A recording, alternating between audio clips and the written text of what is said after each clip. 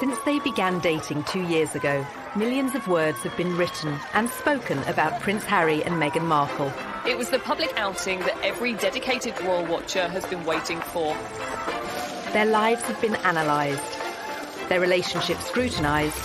But while journalists and commentators continue to have their say, two people know the story better than anyone: Harry and Meghan themselves. Ladies and gentlemen, Meghan Markle. In this programme, their speeches, It just wasn't right, and something needed to be done. their interviews, So I'd love to have kids right now, but yeah, there's a process that one has to go through. and home movies. This is the aftermath of the audition. Meghan isn't, your typical type of royal bride. And I am burning up. She had put so much of herself out there. This is what I do, duck throw. All brought together for the first time. At the end of the day, I'm a human being. I'm just a normal person like these guys are. Their lives are an open book. And that means we've painted a very quick picture of them together. This is the story of Harry and Meghan, in their own words. Thank you so much.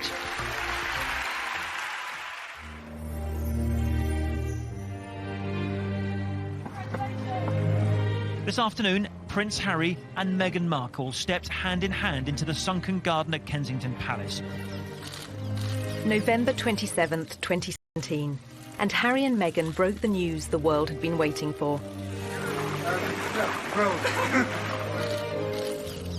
17 months after their first meeting, they were in love and about to be married. It was so sweet and natural and very romantic. He got on one knee. As a matter of fact, I could barely let you finish proposing. I was like, can I say yes now? She didn't even let me finish. She said, can I say yes, can I say yes now? And then there was hugs, and I had the ring in my finger, and I was like, can I give you the ring? And she goes, oh, yes, the ring. Although this was the first time they'd spoken as a couple, both had long experience of talking about themselves. Raised worlds apart, they'd chronicled their experiences from childhood.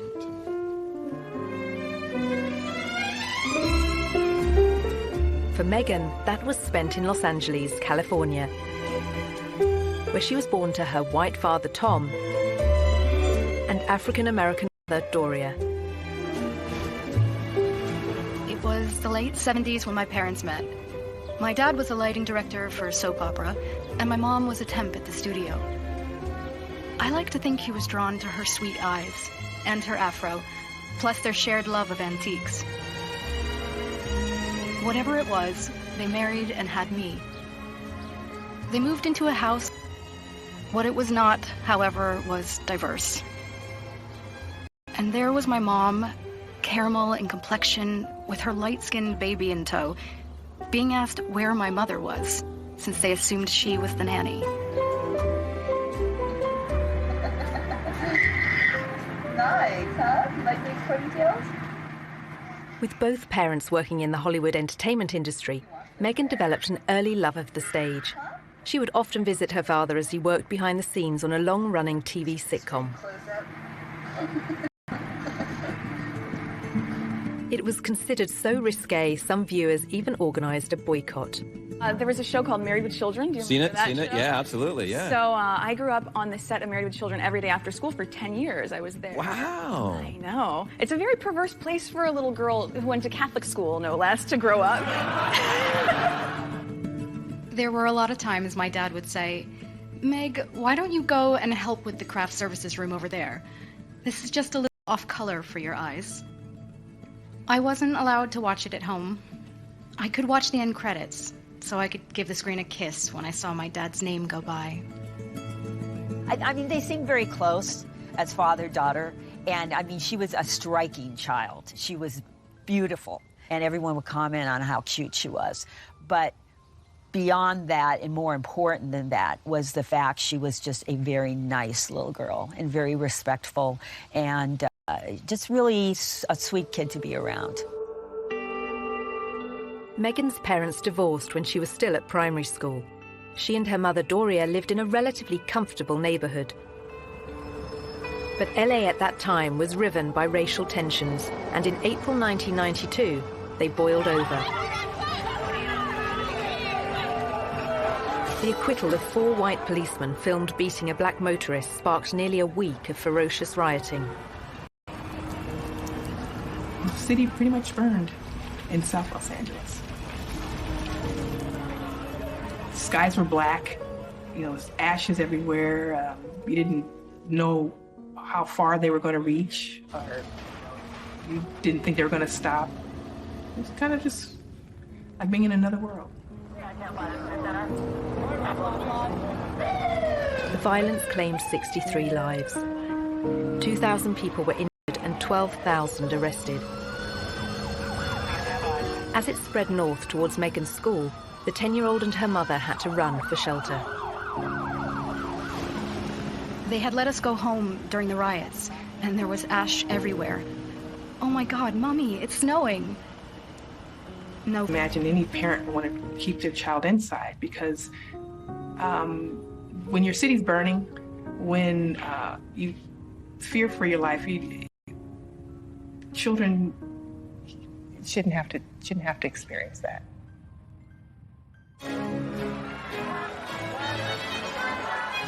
As Meghan was being raised in LA, Harry was growing up in London and in public. As the youngest son of the world's most famous woman, he was in the media spotlight from day one. When it comes to dealing with the press, Prince Harry has a style all of his own.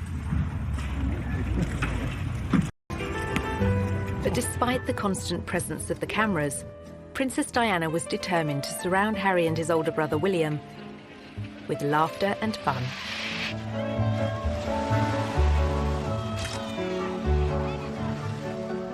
Our mother was a total kid through and through.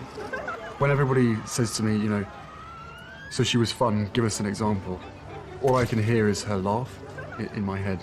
And that sort of crazy laugh of where there was just pure happiness shown on her face. When you look at Prince Harry as a child, there was always a sense that he was a lot more mischievous than his older brother, perhaps because he knew that he didn't have as much responsibility on his shoulders. One of her mottos to me was, you can be as naughty as you want, just don't get caught.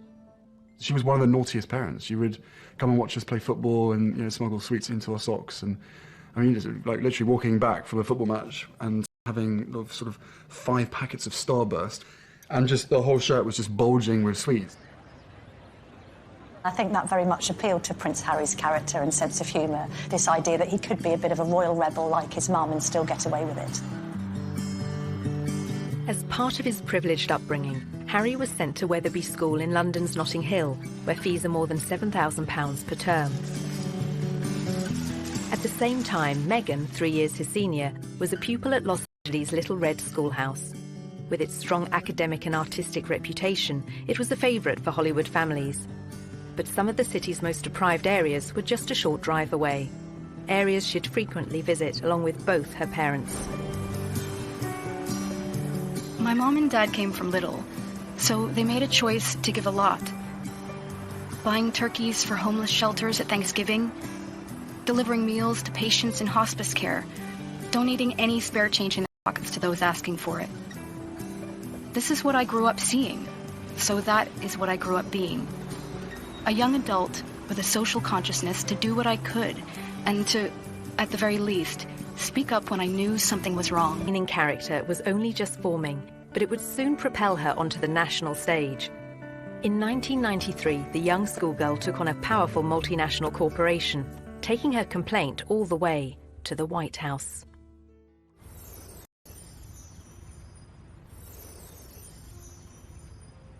Ladies and gentlemen, please welcome Meghan Markle. As a successful actress, Meghan has used her profile to champion a range of different causes. Well, good evening. That doesn't feel like enough, But her campaigning efforts began long before she found fame. The fact that Meghan is interested in these causes, that's not new. It's not something that she's taken up after a life of celebrity, that she's suddenly found out that she needs to help people. It really started from the very beginning when she was just a little girl. There is a story about how she was very proactive in protesting about an advertisement that she felt was very denigrating to women. The gloves are coming off. Women are fighting greasy pots and pans with Ivory Clear. The tagline said, "Women all over America are fighting greasy pots and pans 2 boys from my class said, "Yeah, that's where women belong, in the kitchen." I remember feeling shocked and angry and also just feeling so hurt. It just wasn't right, and something needed to be done. My name is Meghan Markle. I'm 12 years old. Last week at my school, we decided to watch the news for social studies. While flipping through the channels, we saw a commercial for the new Ivory Clear dishwashing liquid. In the commercial, they said women are battling grease, meaning only women do dishes. When I heard this, the boys in Meghan wrote to Procter & Gamble, the company behind the ad, to America's then First Lady Hillary Clinton, and to the US TV program Nick News, which sent a reporter to interview her. I don't think it's right for kids to grow up thinking these things, that just mom does everything. So I was wondering if you would be able to change your commercial to people all over America. Thank you, Meghan Markle. Incredibly, the 12-year-old's lobbying campaign worked. And it was roughly a month later when the soap manufacturer, Procter & Gamble, changed the commercial. The gloves are coming off. People are fighting greasy pots and pans with Ivory Clear. She had a sense that she could affect change, even though she was just one small person. She had a voice. If you see something that you don't like or are offended by on television, make a difference for not just yourself, but lots of other people. Makes me feel... Meghan's time in the spotlight lasted for just a few days in 1993. But by then, Harry was used to relentless media attention. Soon it would become uncomfortable, both for him and his elder brother William. The reason? Their mother's very public and very bitter split from Prince Charles. It must be pretty tough when one day your father says it's all over, and you've got to split your time between here or with your mother. When he was the youngest, he must have seen the arguments and the rows together they'd had, and it had an effect on him. Charles and Diana officially divorced in 1996. In August 1997, she went on holiday with her new boyfriend, Dodi Fayed. Pursued by the paparazzi through the streets of Paris, their chauffeur-driven car crashed in a city centre tunnel. 3 people were killed, including Diana.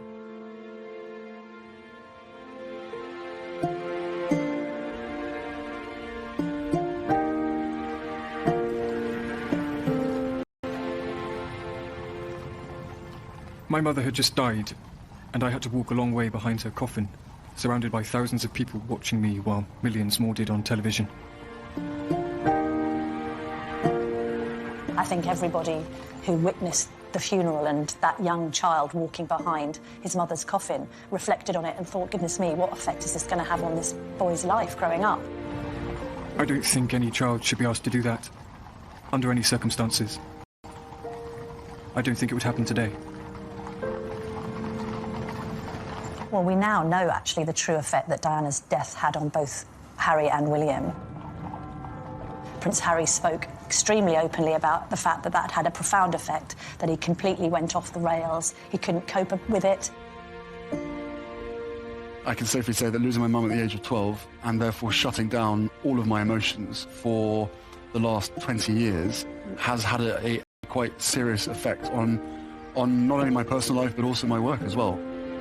My way of dealing with it was, sticking my head in the sand, refusing to ever think about my mum, because why would that help? It's only going to make you sad, it's not going to bring her back.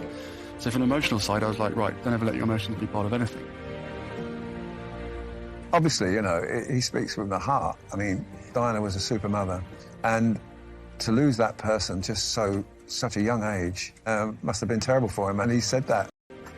How much he misses her, how much he thinks of her every day. Not a day goes by he doesn't think about it. Been very close to a complete breakdown on numerous occasions when all sorts of grief and sort of lies and misconceptions and everything's coming at you from every angle. Diana's funeral was watched by an estimated 2.5 billion people around the world. Among them, 16-year-old Meghan Markle. By then, she was a student at the all-girl Immaculate Heart High School in Los Angeles Here, just 2 miles from Hollywood, her acting ambitions were taking shape. Long before I taught Meghan, I saw her in the school plays. And she was one of those girls, when she was on stage, you were drawn to watch her because she just had this charisma and this. We have a musical and a play every year. And she's certainly one of the many shining lights that we have here at Immaculate Heart. Meghan's stage talents led her to enroll on a university course in theatre. Before joining, she auditioned for roles in music videos. After the aftermath of this is the aftermath of the audition, and it went pretty well. We just had to dance crazily, and so I did, and it was tired. Just all danced like wild women, and I was shaking my hair around, and so that's that, and I am burning up. The Los Angeles of 1998 had recovered from the riots of 7 years earlier, but racial prejudice remained.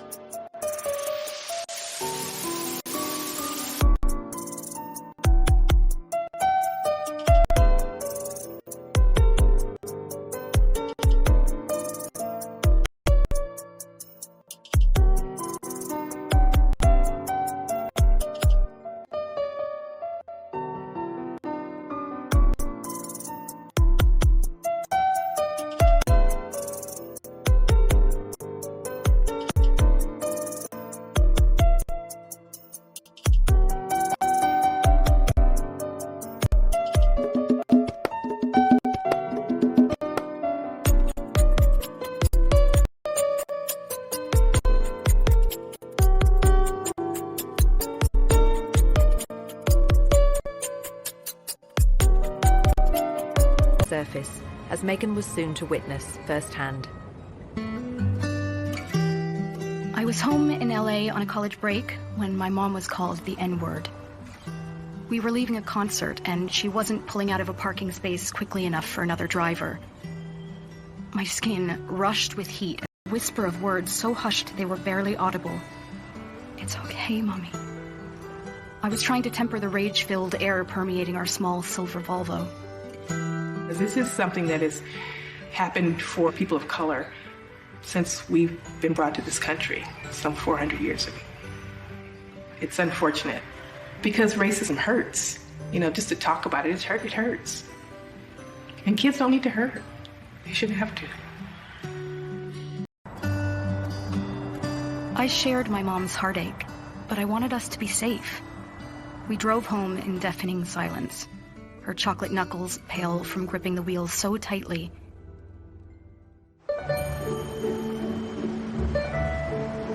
When Meghan returned to her university near Chicago, she showed huge promise on stage, starring in a number of student movies. But soon the undergraduate was keen to spread her wings and take on other subjects.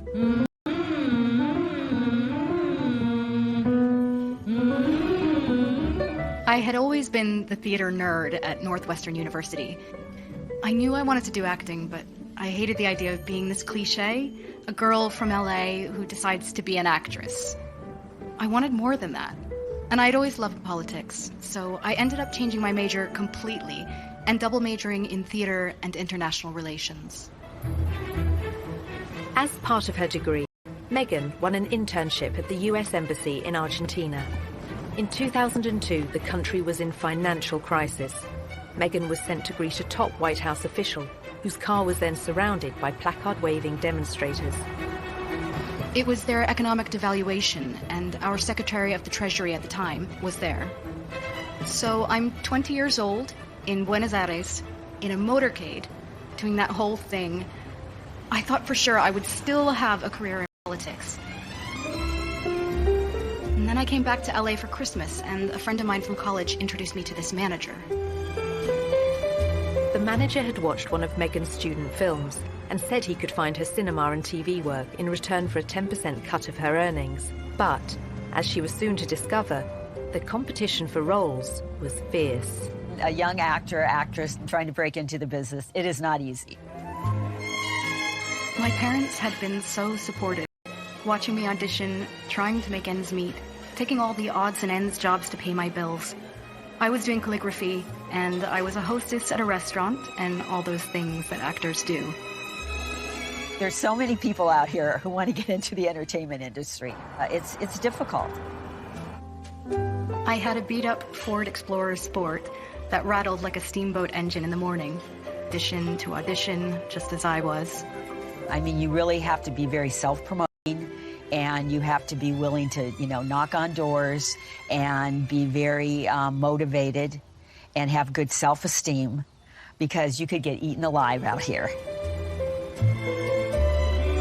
I would drive to auditions and park at the back of the parking lot, far from the eyes of anyone who could see me unlocking the trunk and crawling into my car through its only feasible entry point. I would play it off, obviously, as though I was looking for something, reaching so deep for something that my car almost sucked me in to get it. Much like my experience in Hollywood, to be honest. Struggling, climbing hurdles, searching for something that I couldn't even see, and just reaching for it. Now in her mid-20s, the most Meghan had to show for her efforts were bit parts in soap operas, TV dramas, and the odd movie. In 2006, she became a briefcase girl on the American version of the quiz show Deal or No Deal, recording up to 7 shows a day. For somebody like Meghan, appearing as essentially an adornment on a game show would not be her ideal job. I'm sure she appreciated the paycheck, but she would have felt creatively unfulfilled. I would put that in the category of things I was doing while I was auditioning to try to make ends meet. I was the ill-fated number, which for some reason no one would ever choose. I would end up standing up. Is war. Prince Harry taking on the Taliban and coming under fire. The army had deployed Harry to the front line in secret. The media were only allowed to report on it as his 20-week tour of duty came to an end. This is what I did, duck throw. At the end of the day, I'm a human being, I'm just a normal person like these guys are. I don't know, it's just nice to be honest. I wouldn't expect the British public to make much of it. I think they would just turn around and go, yep, good on him, good on the people who got him out there. He's a soldier, so what, basically. So what if he goes out there? My husband went out there and he died, so what if he goes out there? The general opinion, and hopefully so. He was very good at his job, he was very competent, and he fitted in very well with everyone that he worked with. There was no airs and graces with Harry. He just wanted to be treated the same as everybody else, which he was. He didn't expect any sort of special favours, being the Queen's grandson. Harry's determination to be treated the same as other soldiers won him praise from the media. But newspapers were less impressed by his behaviour when off duty. In 2012, pictures of a semi-naked royal enjoying time off in Las Vegas made the front pages. It was probably a classic example of me probably being too much army and not enough Prince. I don't really want to get into details of what I think and what other people think. At the end of the day, I probably let myself down, let my family down, I'd expect. Several months after the photos were published, Harry was on a second tour of duty in Afghanistan, this time as a captain and helicopter pilot. Approaching 30, he was making plans for a life post-army and fielding questions about his personal plans for the future. I don't think you can ever be urged to settle down. If you find the right person and everything feels right, then it takes time, especially for myself and my brother. You ain't ever going to find someone who's going to jump into the position that it would hold. Simple as that. By then, Meghan had found a long-term partner, American film and TV producer Trevor Engelson. They dated for 7 years, marrying in 2011. That same year, she auditioned for a new TV legal drama, Suits, set in New York, but about to be filmed in Toronto. It was the 5th pilot I would have filmed. I remember hoping this one would see the light of day. Never would I have imagined that this show would not just change my career, but also change my life. Meghan won the part of Rachel Zane, an ambitious young paralegal. After years of slog, it was her breakthrough role. The show proved to be a success. The USA cable network ordered a second series, and Meghan moved full-time to Canada to be near the studio. So Meghan chose not to live in, like, the poshest area of Toronto. She chose Seton Village, which is more laid back, tree-lined, and people keep to themselves, and that's exactly what Meghan did. So much so that her neighbours didn't even know who she was. But that was soon to change as her TV series became an international hit. As Meghan basked in her newfound fame, Harry was concentrating on building a new career. After the negative headlines surrounding his off-duty life, Harry became patron of the Invictus Games for injured servicemen and women, and he began supporting a range of causes that were close to his mother's heart. I'm particularly pleased to be with you today because my mother as patron very much admired Henry and the vital work that it does, and for me that's good enough. He was also increasingly active in aid programs abroad, especially in Africa, where his Sentebale charity is based. Sentebale means forget-me-not. It's in memory of Princess Diana. I think actually Harry's been concerned that some of her good work has been undone in recent years, and a sense that he needs to carry on her good work, otherwise it would have been meaningless. Harry had first visited Botswana in southern Africa shortly after Diana's death. This is where I feel more like myself than anywhere else in the world. I have this intense sense of normality here. To not get recognised, to lose myself in the bush with what I would call the most down-to-earth people on the planet. People dedicated to conservation with no ulterior motives, no agendas, who would sacrifice everything for the betterment of nature. I talk to them about their jobs, about what they do, and I learn so much. By 2013, Meghan's TV series Suits had become a huge hit for the USA network. It was their most popular show for young adults, the audience advertisers valued the most. She was a star, and with stardom came power. Before filming Series 4, she complained to the program makers. This season, every script seemed to begin with Rachel enters wearing a towel. And I said, nope, not doing it anymore. Not doing it. I called the creator and I was like, it's just gratuitous. We get it. You've already seen it once, so I think at a certain point you feel empowered enough to just say no. Meghan was also starting to use her power in other ways. The charity World Vision made her a global ambassador, promoting sanitation projects in remote villages. Well, Meghan's visits to countries like Rwanda, her focus on girls and women, all of these speak to her concern for female empowerment and really wanting to make a difference that way. You'll feel really good at the end of the day knowing that you've been a part of that. I gotta get these kids home. I'm gonna go take a picture with them.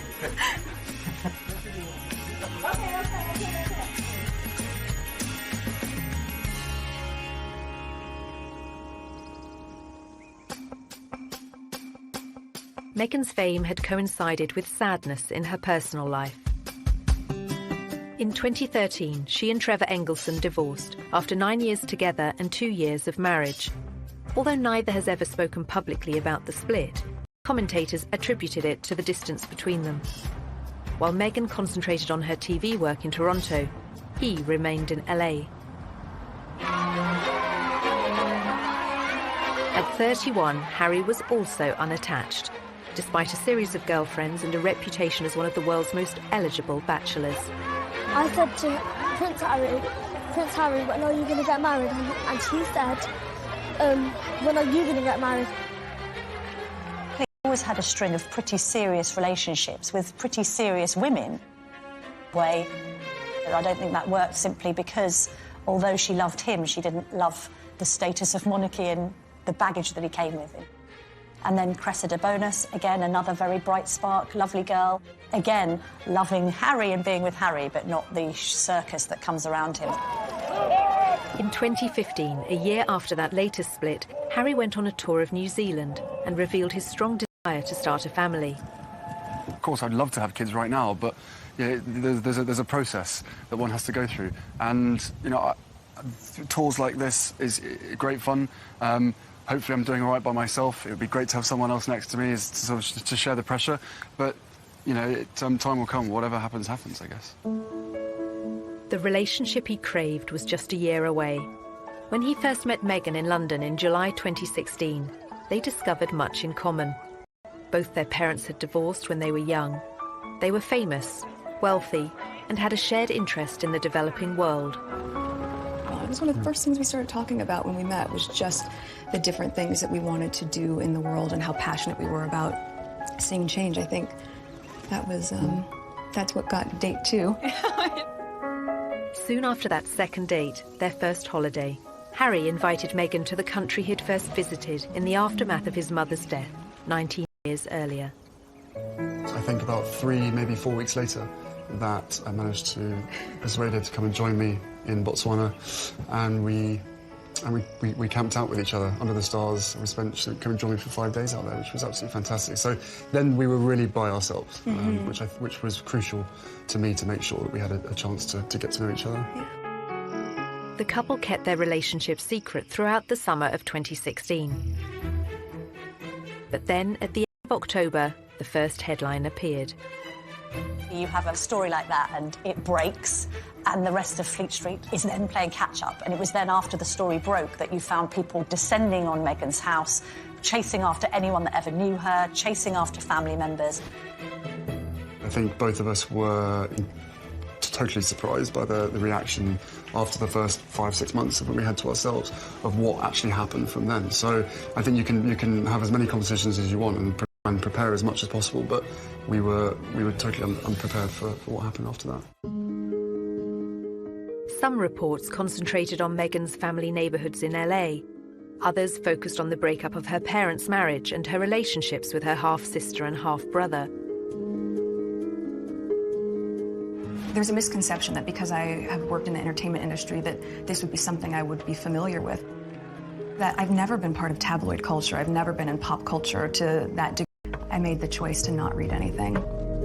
But some of the coverage and comments incensed Harry. Breaking news from Kensington Palace this morning. Prince Harry After 8 days of headlines, he came out fighting.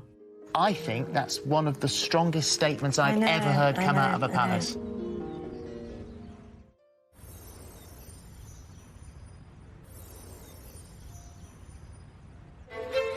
November 2016. Just 8 days after the story of Harry and Meghan's relationship broke, Kensington Palace went to war with the press. Prince Harry is worried about Miss Markle's safety and is deeply disappointed. The hallmarks of Harry's words and character all over it. It is not right that a few months into a relationship with him that Miss Markle should be subjected to such a storm. I think he was saying, look, this girl's important to me and I want to make sure that you're all careful in what you're doing. He knows commentators will say this is the price she has to pay and that this is all part of the game. He strongly disagrees. This is not a game, it is her life and his. I think that's one of the strongest statements I've ever heard come out of a palace. I think so too. It's incredibly personal statement. He is obviously very, very angry. Well, good for him. I think the statement went down very well with the public in saying, yeah, fair on Prince Harry, this girl needs to be protected. I think others were a bit more critical, saying, well, all right, but you can't have it both ways. You get a lot of great publicity for your...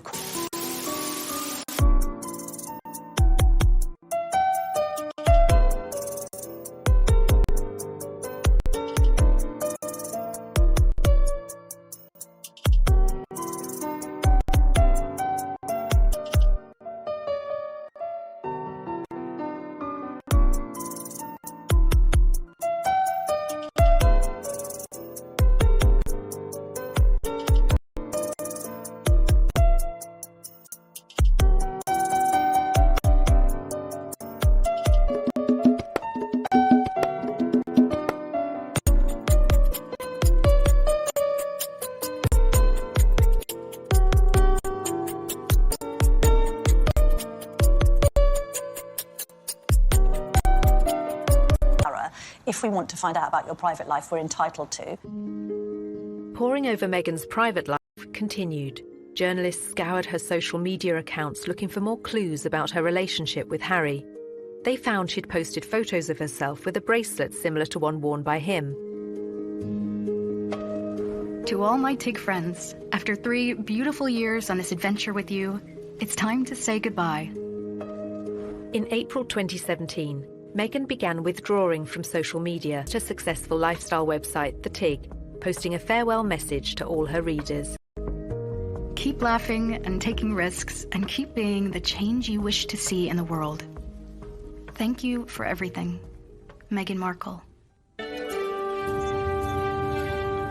In the early autumn of 2017, the couple was seen in public for the first time. Harry attended the 3rd Invictus Games in Toronto, and Meghan turned up in the crowd. It was the public outing that every dedicated royal watcher has been waiting for. Just 24 hours later, the couple abandoned any effort to keep their feelings for each other private.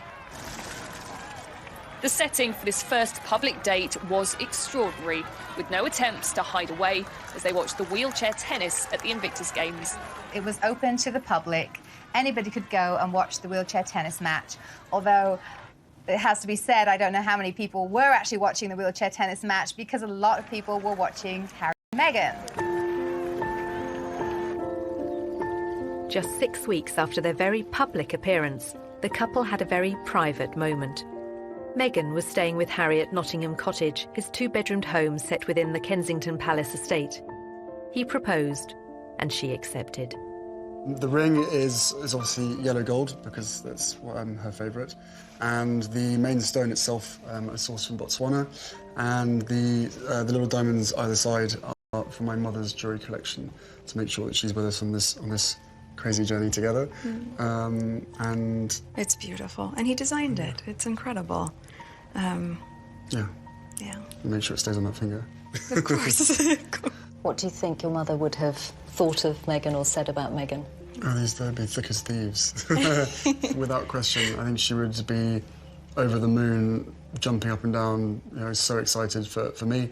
But then, as I said, would have probably been best friends with Meghan. So no, it is days like today when I really miss having her around and miss being able to share the happy news. But with the ring and with everything else that's going on, I'm sure she's with us. I'm sure she's with us. Jumping up and down somewhere else.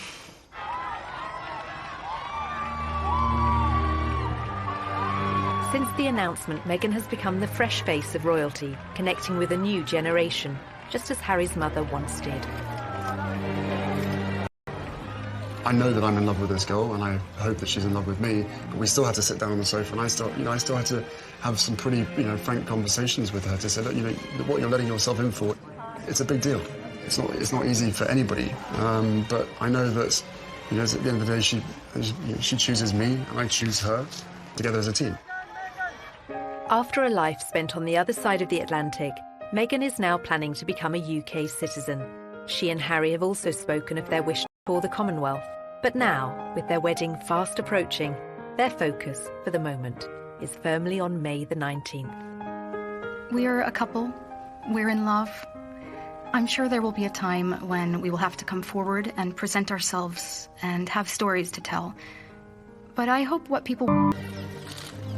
November 27th, 2017, and Harry and Meghan broke the news the world had been waiting for.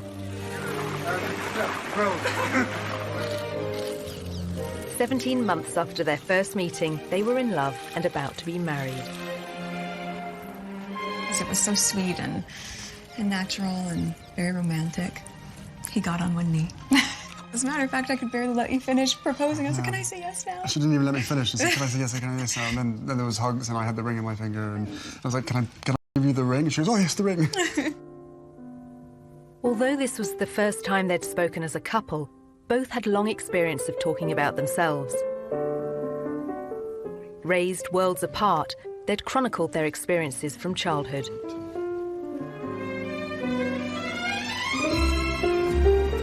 For Meghan, that was spent in Los Angeles, California, where she was born to her white father, Tom, and African-American mother, Doria. It was the late 70s when my parents met. My dad was a lighting director for a soap opera, and my mom was a temp at the studio. I like to think he was drawn to her sweet eyes and her afro, plus their shared love of antiques. Whatever it was, they married and had me.